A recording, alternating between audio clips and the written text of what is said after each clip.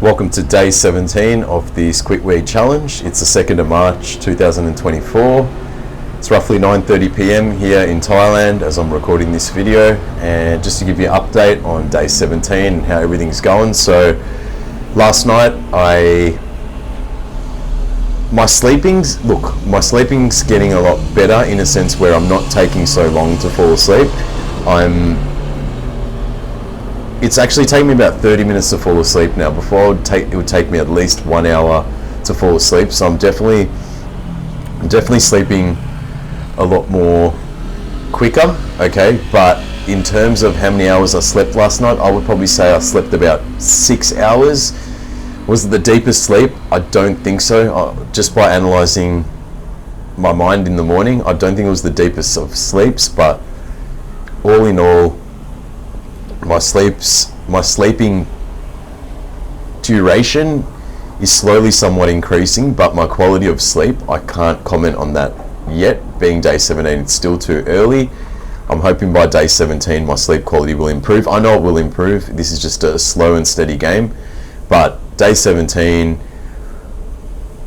I'll just run you through the challenges that I'm facing, or that I've faced today. So the brain fog is still there. I had a minor, like even right now as I'm recording this video, I've got a minor migraine.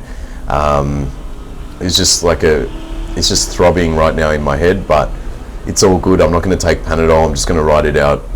I've just been drinking water, and it's part of the process. So the brain fog,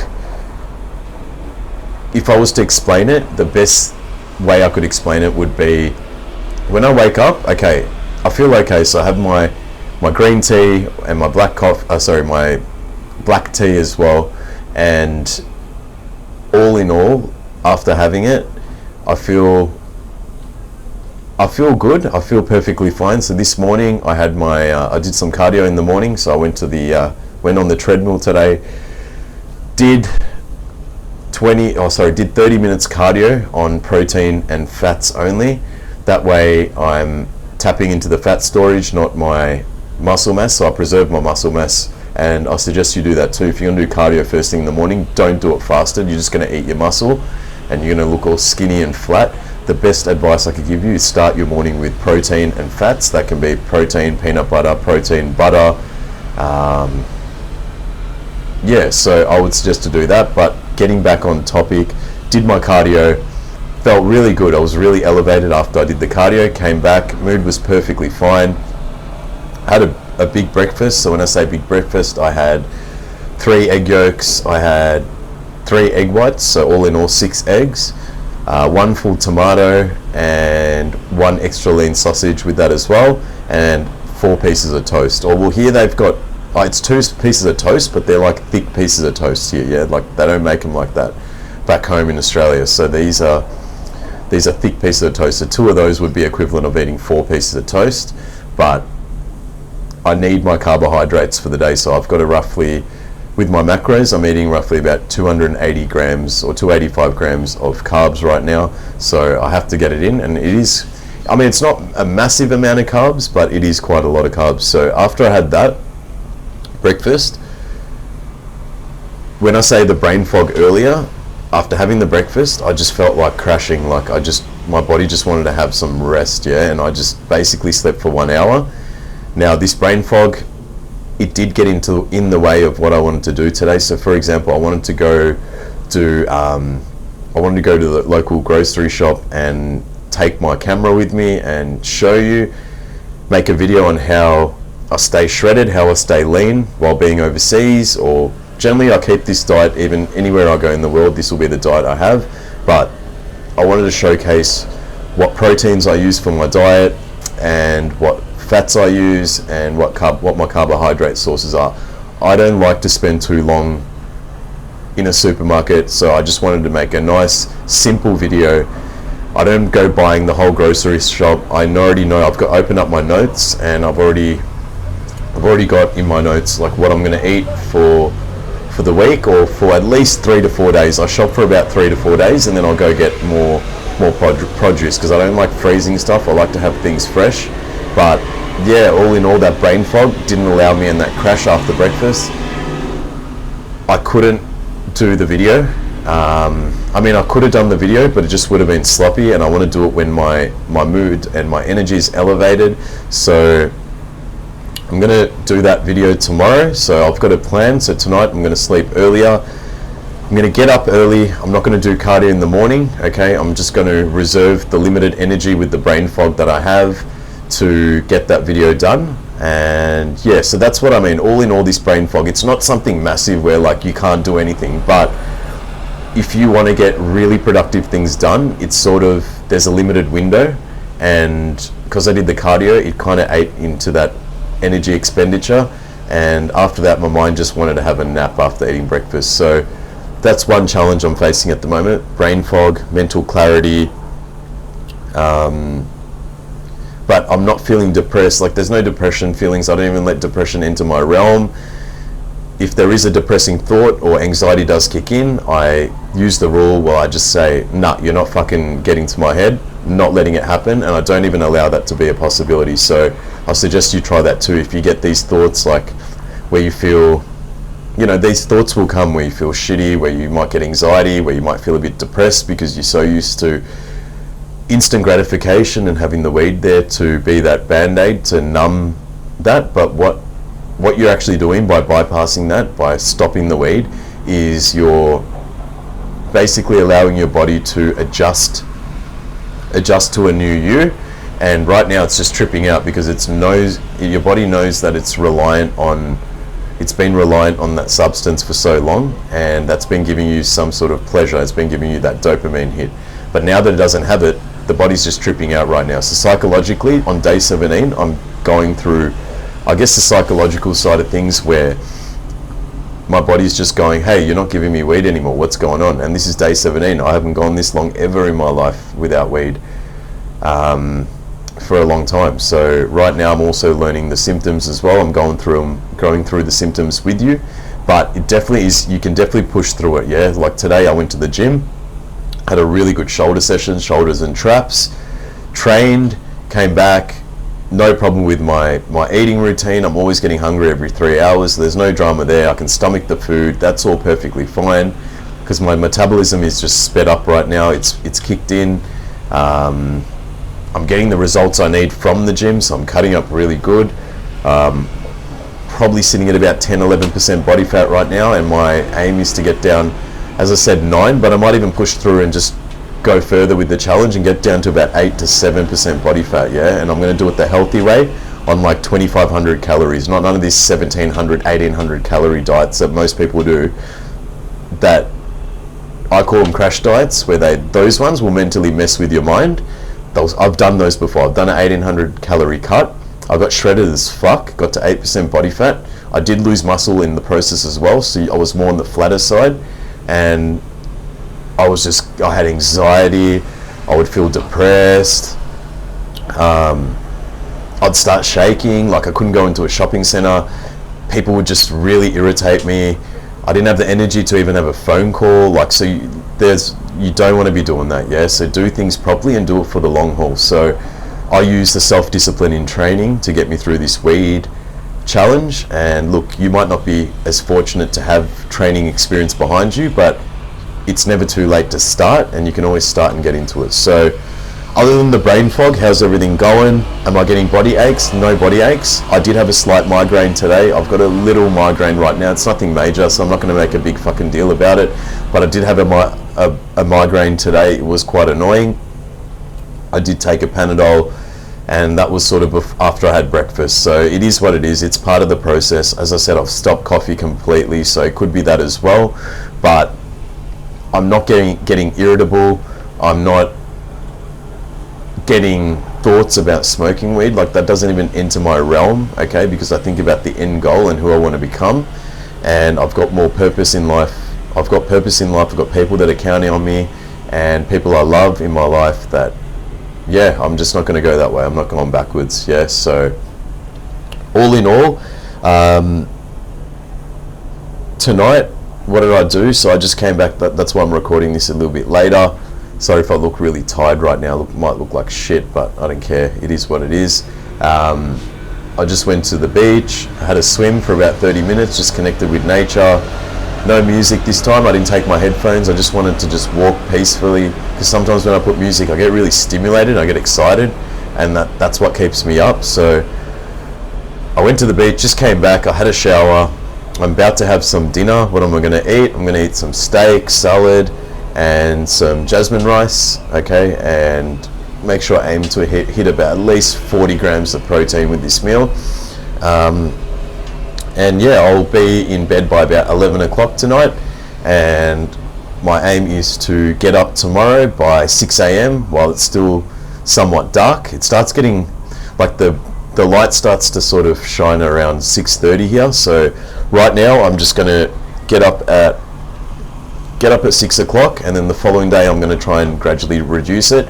That's probably another challenge I'm facing right now. Just I'm staying up a little bit later than I should, but it's because my body's normally used to smoking weed at night and just falling asleep. So this is what I would usually do. I would usually smoke weed at like around 7:30, like back sort of in Australia, and when I'd smoke at 7:30, by 9 o'clock I'm in bed passed out, yeah, and I'm not having a proper sleep.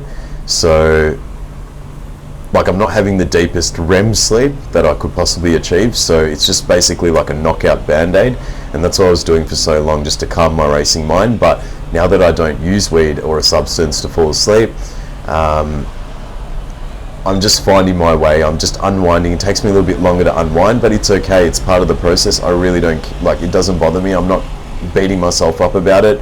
Would I like to go to bed by 9:30? Yes, I'd love to, but that's something I can improve. Right now, at least I'm getting my training done. At least I'm getting this whole challenge done. That's the main important thing. I've knocked out a coffee habit along with the process. Now dreams, I want to sort of talk about dreams. I'm not getting dreams anymore where like I'm getting chased or killed. My dreams, look, I'm not waking up in the middle of the night having any nightmares anymore. So those have generally gone away. So that generally went away in the last few days. So day 17, the main challenge I'm facing, or main challenge you might face as well on your challenge, would be the brain fog, the minor migraines, okay, but there's no body aches or any bullshit like that. I'm not experiencing that anyway. I hope you're not experiencing any of that, but if you are, just know that this is all temporary, and don't go backwards and smoke the weed thinking that's going to fix everything, because you're just going to have to repeat this whole process again, and it's just going to be annoying. I look at it like this, yeah. I look at it like this. The first 1 to 7 days is the absolute hardest. If you can get through that, you're a fucking G, yeah? You actually got past the fucking hardest stage. Now after that, it's just maintaining this challenge, and that's why I say you need to replace bad habits with good habits, and that will help you get through this challenge, and that will help you get back on track, and that will help you start living a normal life, a life that you deserve. So I keep saying it, and I say it in every video, you need to do something that's physically challenging for your body, and that way you won't have thoughts about doing this weed, yeah? And distance yourself from bad friends. And when I say bad friends, the ones that don't give a fuck about their lives, the ones that just call you up to smoke, they're going to be gone, okay? When they meet a missus, they're going to get pussy whipped, they're going to be gone, they're going to disappear from your life. I used to have so many, I guess you could say, friends or acquaintances, but in life, as you get older, I can definitely assure you that your friend circle is going to get very small, and all in all, you're going to want to have a girlfriend that actually loves you for you.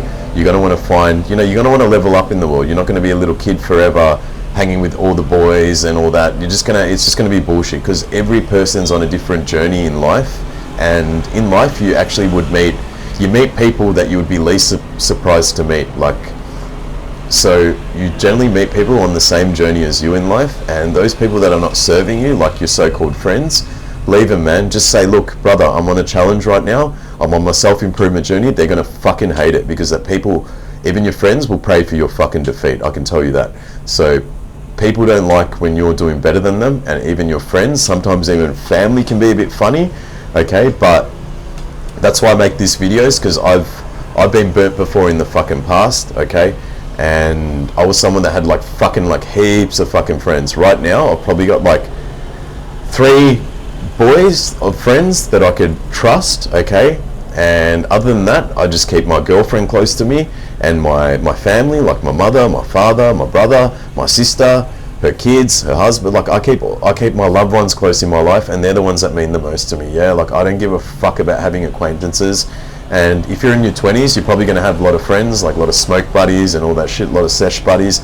I had it all. We used to do that bullshit where we used to go to a park, sesh in the car, fucking go to apartments, smoke in the apartments.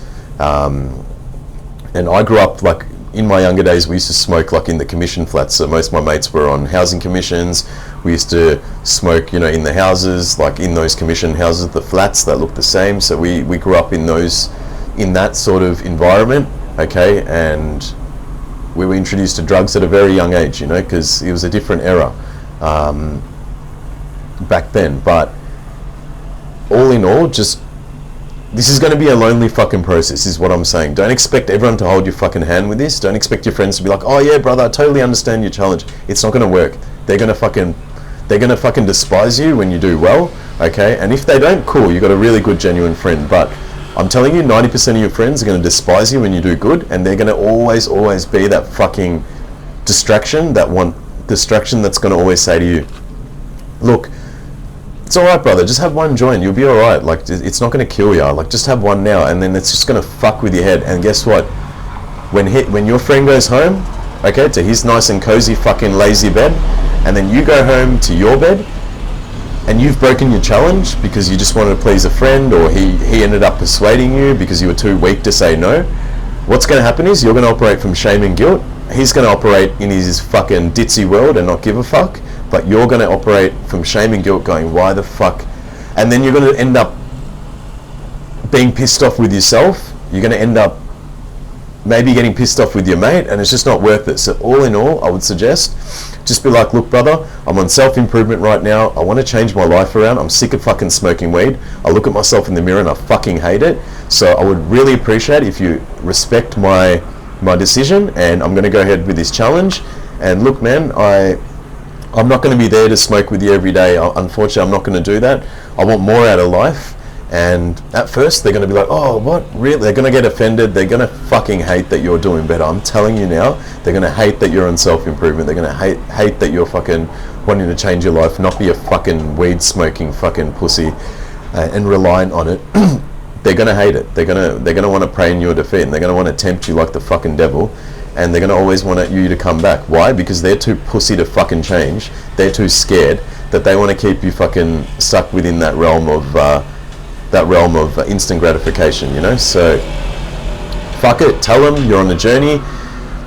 It's not serving me. And if they don't understand, just fuck, love them from a distance. And just fuck, who cares? Like, what, you're really going to go through life, like, not fixing yourself and just hanging around fucking losers? Like, you don't deserve that, man. I'm telling you. I'm saying this because I used to be like that. I had countless fucking friends that would always, and this is not even weed, this is like fucking other drugs, like heavy drugs. They'd be like, man, you don't even do it much. Like, they would always try to say things in a way where I'd be like, yeah, true, like I don't really do it much, yeah? And then when I come home to my bed and I'm fucking suffering and I'm on a come down, they're nowhere to be seen. You're only stuck with your fucking self and your loved ones, and you're operating from shame and guilt, and you're just going to fucking, it's just going to do your head in, and you're going to feel like a shit person, yeah, operating from shame and guilt. And I don't want you to, because I've operated like that for many fucking years, and I'm a big advocate now on men's mental health. And friends, it's a very fucking, I wouldn't even worry about it, man. Fuck it, they're not your fucking friends. Your friends will be ones that you meet on your journey of self-improvement. Fuck, I'm your fucking friend, yeah? I'm like your brother that's fucking telling you how it is. You might not like what I'm fucking saying, but I really don't care. All in all, I'm saving you in the long run, okay? Because I've got years of experience in this fucking space. I've got fucking years of experience in this space. I'll tell you now, yeah? So, please, brother, look after yourself. Keep this challenge going. Fuck everyone else. Fuck anyone else who doesn't understand you. They're not meant to understand you. It's your journey. Keep fucking crushing it. Keep killing it. Just know that these symptoms, side effects, withdrawals, they're all just fucking temporary. We're on day 17 now, okay? We're going to get down to day 30, day 60, day 90, day 100, day 1000. Like, that's how it's going to be, man. There's none of this shit. Going to replace these bad habits with good ones, and we're just going to keep fucking sparking the flame and just keep fucking leveling up, yeah? So enough is enough. We're at breaking point here. Let's fucking change, yeah? All right, brother, you know I love you. I'll see you in the next video. Peace.